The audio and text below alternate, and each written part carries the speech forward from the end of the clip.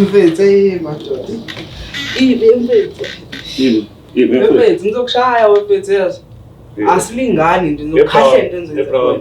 Ngizokhahlela. Ukuncenza mfethu yabo ungangaka bra. Yabo mina nginciphisa namanje. Baba nginemali. Nginciphisa nje manje. Ayibona ngathona umbali ngifuna isikho sami. Yawungenzela ukuthi futhi engithandayo. Yawungenzela ukuthi ushela nemali.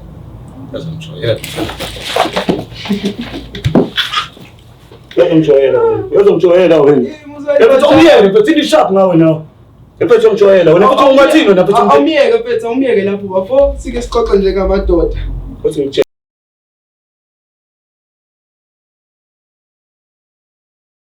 Nginibingelela lana kubabukeli beBlack Life TV kuhlelo esibiza ngokuthi umfunani umuntu wami. Igama lami ke ngingoStufuze la ngamandla izulu. Umngwenya kwaMsavukazi Mvuleni. Intokazi ezalwa mamkhize. Namhlanje ngivakashela ubhuti wami. Uzongichazela kabanzi ukuthi why ekuzokhetha uzohlala nami lo sofa yini le ngiphathele yona.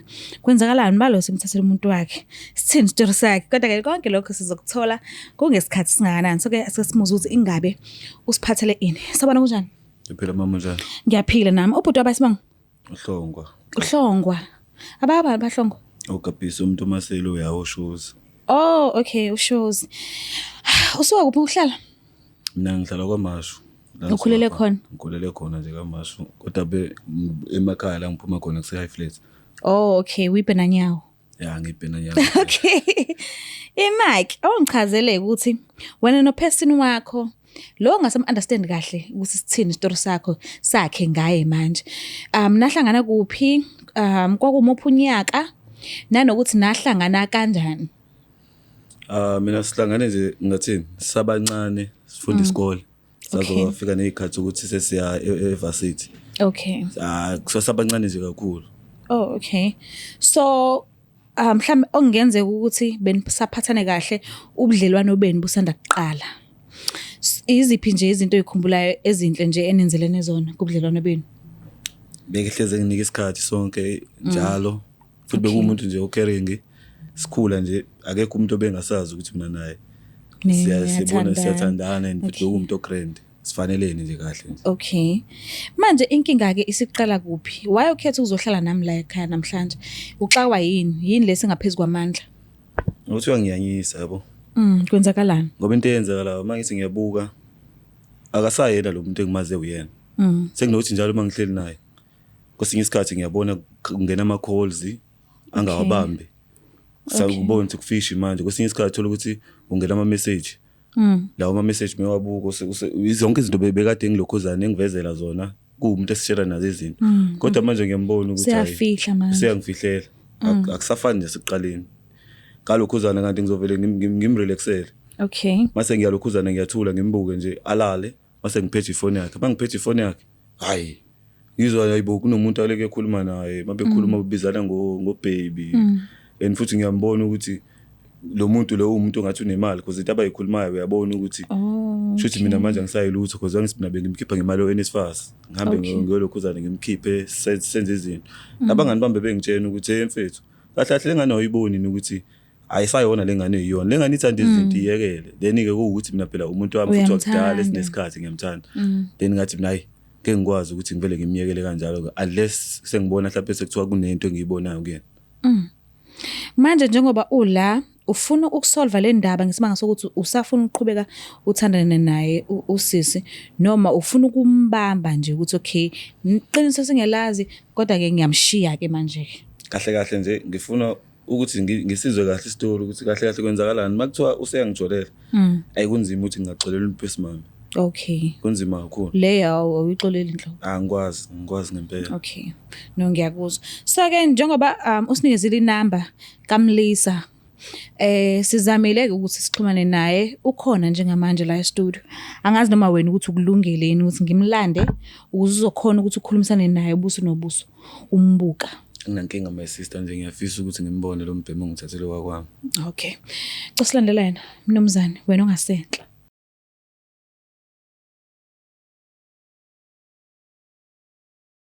Sinamukele futhi babukeli beBlack Life TV uhlelo esibizwa ngokuthi umfunani umuntu wami. So ke ubhuti uvumile ukuthi sijoyine. So nginethemba elikhulu ukuthi impendulo eningi uzokwazi ukuthi asiphendule. Nkosi yami angazi nokuzohamba kanjani nginovalo. So angazi noma iqiniso lizophuma noma kuzoba nokudinwa phakathi ukuthi siyalimazana angazi. Nangihleze nazo sikwenzakala ngiyibonile ke comment section kakhulukazi mekuza kule show ethi umfunani umuntu wami ukuthi ngiyakhala kakhulu ukuthi zonke izimuntu ezisuke ezile la e-studio ziyashayana sengikwenze ngazothi kuwumthetho awona umthetho kwaye nawe nje uzibuza uma ukwatile ubhekene nalomuntu lo umkwatelile okwenzela into ungayi-understand ukuthi kungenza kanjani. Ayekho umuntu othi mayikwatile agiye asine ingoba noma mhlambe atsheke edula atshengisa ukuthi ujabulile. Sonke masikwatile senza ngokuhlukana kwezindlela esidalwe ngayo. So ngiyacela ningakwenze ngazi ukuthi manje sekuyinto mhlambe eyishobolo njalo kuyaliwa njalo kuyakhonjana kune-vulgar language kunamagama ayinhlamba aphumayo. Angikwazi ukuthi ngikuvimbe mina lokho njenge-present. Nawe uma udiniwe kunamagama owasho mhlawumbe uma uthi awufuni waphimisa kodwa ngenhliziyo I'm sure uyawasho. Uma ukwatile usukwatile kuze kusize mina kukwehla. So-ke ngicela namukele yonke into esuke yenzeka la kule show mina nezinazi ukuthi ngiyanithanda kakhulu. So-ke asike sizothi ingabe kuzohamba kanjani. Sabona kanjani? Yebo ngiyaphila sisonke. Ngiyaphila nami ubhuti wabasibonga. Ngokandaba my sister. Oh okay. Uyamazi ubhuti enhlelweni? Ngazi ngiyaqala nje ukubona. Oh, igama lale show le lithi umfunani umuntu wami. Mhlambe ke ngokuzazi kwakho njengensizwa ukhona yini umuntu osenhlizweni yakho mhlambe onayo kwezothando obuye usola ukuthi engazuthi naye unomuntu wakhe? Angazi nje ngasola. Okay. So ngiyacela ukuthi ngoba nakho ubhuti ungibhalelile ngala kube ukuthi uyamlalela ukuthi kahle kahle ufuna ukuthini kuwena njengoba sekulandile usicela usijokini. Ngiyabonga. Ngicela ukuthi ukhuluma naye. Unjani mfowethu? Sure. Kahle nje futhi ngifuna ukuyazi mina mfowethu. Intombi yami uyifuna? Usho manje. Ngiyakuthola phela nje la efonini yakho ukuthi isithombe lesengisithola efonini. Bese bekufonela ngenxa ukuthi inamba bayithathe kumina. Wena ubhizi nentombi yami. Ukhuluma ngobanziza kithi. Ngikhuluma awuyazi intombi yami othandana nayo wena ngoba ngikhuluma ngosili. Hawu, loyo mfethu lo bese ngadlula kuyena mfethu ngabe ngashaya ngase ngayidlulela nje yami. Ayikho nje into ethini nje esihlanganisayo yabo. Ngangifuna ukwenza into efuna ukuyenza bese ngiyadlula kuphela. Yabona ukuthi ngijwayela mfethu. Yazi ngani ukuthi mina ngiphuma aphi naye? Mfethu ngizothi ngiyajwayela ihlisa lakhe umoya yabo. Ungaveli ukuphelwa umoya ngoba nami ngizocasuka ngeke kube mnandi. Ngithusa ngizocasuka. Ayikuthuse njalo nginaso leso sikhathi. Mase ngibuze bhuti uma usashaya wadlula mhlambe wakwenzela lo. Mhlambe usithini isizathu esingemuva ungamthandi khona umgqalisela kwenzalani? No, ngangiyithanda kancane because ngiyibona ingichaza ngathi ngiyishela yangihlambalaza phambi kwabantu. Kanjani? Lapho engaza kahle nje. Njengensizwa nje ukuthi awubizoyibika entombini kodwa hawu intombazane yangihlambalaza ngibukisa nabantu. Kodwa mina-ke ngase ngafika neqhinga lokuthi ngihlehle umnganakhe. Ukuthi yena mangamtshela ukuthi nginama-tags engashiyelwa kwani ubaba ngoba wasewashona kithi. Bengasajoni naye ngobani ngimthanda. Ngase ngifuna ukugcwalisela ukuthi yena ngingakuthola mengifuna. Futhi ayikho into etheni. Ngangifuna ukwenza into engiyenzayo bese ngiyidlulela. So uthando loluthi wena wayichazile umthandi lwaphela ngalesi sikhathi kade kuhlambalaza nabantu. Kwawukuthi uzobuyela kuyena ngesimanga sokuthi usuzomgqalisela ukuthi ungamthola ngomfuna. Yebo sisi. But bawungazi ukuthi unomunye umuntu athandana naye. Bengingana nje bafuna la ukuthi unawo umuntu noma cha ngifuna ukwenza into efuna ukuyenza bese nje ehambe. Ubona nje bese ukuthi namanje bese uyaqhathaza ngekahle wena. Ugibela la ikhanda lakho. Hawu. Kodwa ke fine nazi ngikubizele mina la.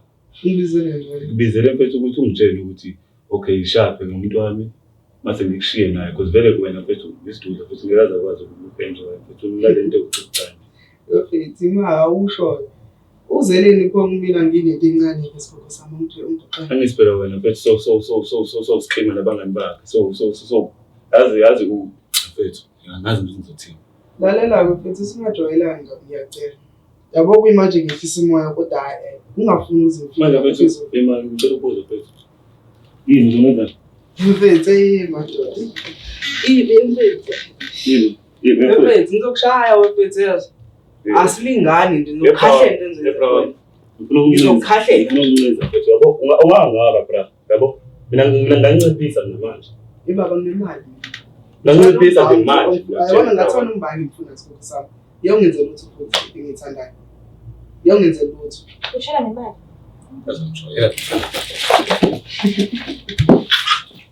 Yazomjoyela wena. Yabethu umyeke mfethu ini-sharp ngawe nawe. Mfethu umjoyela wena futhi ungumathini wena mfethu. Awumiyeke mfethu, awumiyeke lapho bafo sike sixoxe njengamadoda. Uthi ngitshele bro.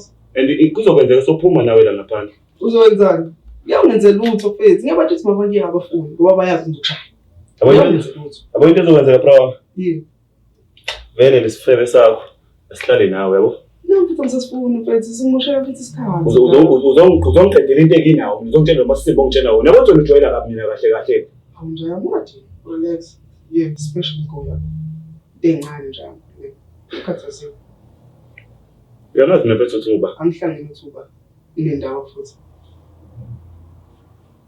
Okay. Mangase ukhona umuntu onayo ubudlelwane serious kakhulu naye. Sengingasho nje kodwa hayi angibothi yena ngisazoba serious ngomuntu esifazane because ngenzeka ukuthi umuntu esifazane ukuphula inhliziyo yabo. Ungasabi nalo gqozi ukuthanda umuntu ngobani uyazi ukuthi egcineni udlala ngawo lo muntu lo. So lo khona ke noma kuthiwa ke akekho kangako inhliziyo yakho. If kuyenzeka uyibona le video ukuzokhuluma kanje ukuthi wena ubona kunemali ungathola nanoma umuntu umuntu ofunayo. Ucabanga ukuthi mhlambe angakuthemba kangakanani yena? Noma uzothini inhliziyo yakho ngokumazi kwakho? Ethatha imali lo ngoba kanamali lo ushaya isikele sokuthi unemali. Ade esho wena la. Ayinamali. Wena mfethu awunalutho wena. Usho ukuthi lo kodwa ngilala nayo ishaya nje yami. Kade ngishaya. Kulungile. Yazi into engiyenza. Yabo kusuka namhlanje ithathe mfethu akusayifuni. Kahle kahle into engikubize leyo bengibizela ukuthi wena uzoqhubeka nawe la. Because mina ngeke ngize ngidlala isifebe mina. Ngiyaqolisa ukukhuluma ngazalisa wami. Kodwa yabo iyangicasula nje, ngicasula nawe wena. So now samfuni babe lenzani imfundo. Kahle kahle ngizonika yena umuntu wakho sengibabonile ukuthi okay babe nesikhathi eside mina vele ngasayishaya ngami kusho yena ukuthi uze kuyena kumina. Mina bengifuna ukuzomtshela la phambi kwabantu phambi kwama TV ngimhumulate nalomuntu wakhe because nami udlale ngenhliziyo yami kakhulu yabo. Inkinga yakho wena mfethu yazini? Sinje. Umfana mina mfethu yazi. Mina ngiyindoda. Yena umhlubulo ke lo mina mfethu yabo. Uhlukile le nto leyo umfana ngiyindoda. Yayibona into le? Sebenzisa umqondo. Kodwa bro miyobambana ngelinye ilanga. Kahle kahle hayi ngizobe ngasakubambeli indaba yentombazana. Ngizokubambela ukuthi wena uyitshela ukuthi uyazi kanti fana mina abangibiza isithama samafona thini. Namjaya ngiyaziwa. Akuwena kuphela owaziwayo njaya. Iyohlangana. One day. So ngoba asinayo inqubekela phambili ngiyacela ukuthi mnumzane uyofunda nayo khona sizoba neshow base. Ujoyela mfana. So ufika kanjani ekuveza ukuthi uvela umthando wabaselwa ukuthi wabuyanisa ngaye ebantwini wayese yenza ngale ndlela yenza ngayo ufika kanjani kumuntu okade umthanda benze kanjalo ke wena uyisele ngayo Ngihamba manje ngoba usengicikile angisana ndaba kodwa ke egcineni isikhathi nami ngisamfuni ngifuna ukuthi induku zakhe zimshaye uright umfethu metha ngisamfuni kodwa umfethu lo umjoyela kabi umfethu uphuma la ngelinye ilanga ngizombona ucabanga ukuthi yena ukuthi abantu ngizombona ngelinye ilanga ngizoxabana blind masimo yaso besixabanela ngiyambuka nje noma ekhuluma angimazi ukuthi uyitshela ukuthi uyini lo studla lo kodwa ke uQueen ke yena hayi sumlahlile hayi grand hayi bathi ngiyakufisela ngenhlanhla uphole uthi uma uqhubeka nempilo yakho uqhubele ekuphuzweni lokuthi usufuna ukulungisa impilo yakho nalowo omunye omusha futhi nako ungamcindezeleli ukuthi ubenjani umuntu obophumakele kube ukuthi uyamthanda nje ngendlela ehlanzekile. Angizozama ngoba nabafethu bebengitshela ngalo muntu bethi lo muntu uyabheda angimhlehlele ukuthi ke phela ngiyamthanda yabo kodwa manje egcineni isikhathi ngiyaphileka nomuntu engekho.